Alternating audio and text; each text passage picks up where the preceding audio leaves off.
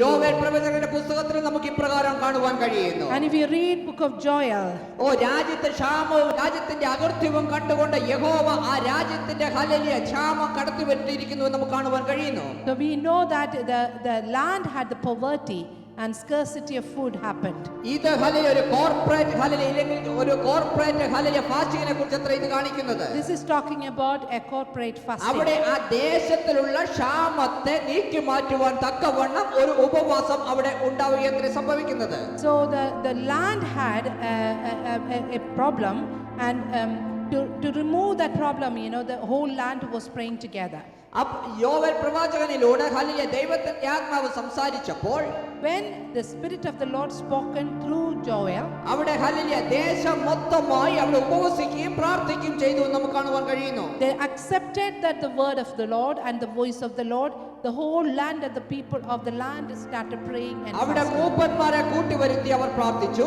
They brought all the deacons together. അവിടെ കുഞ്ഞുങ്ങളെ വിളിച്ചു വരുത്തി അവർ പ്രാർത്ഥിച്ചു. They brought all the children together and prayed. അവർ എല്ലാവരും ഒന്നിച്ച് കൂടിയിരുന്ന് പ്രാർത്ഥിച്ചു. They all came together in oneness and prayed. അതേ ദൈവമേ ഉപവാസം എന്ന് പറഞ്ഞു കഴിഞ്ഞാൽ ആ ദേശത്തിന്റെ ഇല്ലെങ്കിൽ ആ ചർച്ചിന്റെ എല്ലാവരും ഒരുമിച്ച് ഒരുമനപ്പെട്ട് നടത്തേണ്ട ആരാധനയത്രേ ഉപവാസം എന്ന് പറയുന്നത്. Fasting is something that we need to corporate fasting we are talking about. We need to come together as a church.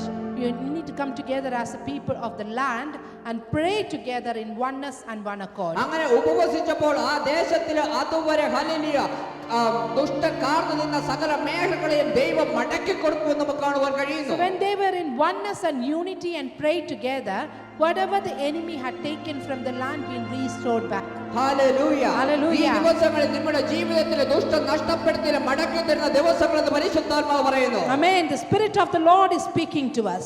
Anything that enemy had taken will be restored in coming days. അതേനെ ദുഷ്ടൻ തട്ടിയെടുത്ത സകലതിനെയും മടക്കി തരുന്ന ദിവസങ്ങൾ തന്നെയത്രേ ഇത്. And these are the days that we will see that the Lord is restoring the things that had been taken by the enemy. നിന്നെ ലജ്ജിപ്പാൻ അവൻ അനുവദിക്കത്തില്ലേ He ഇല്ല. will never put into shame.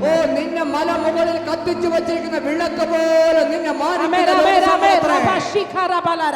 He is going to honor you like a lamp on the top of the mountain. കാരണം ദൈവം നിന്നെയും എന്നെയും തിരഞ്ഞെടുത്തിരിക്കുന്ന ഒരു സാധാരണ വ്യക്തിയായിട്ടല്ലത്രേ, ഈ ഭൂമിയിലെ ഉപ്പായിട്ടത്രേ നിങ്ങളെ വിളിച്ചു God has പറഞ്ഞിരിക്കുന്നത്. chosen you and me as not an ordinary person.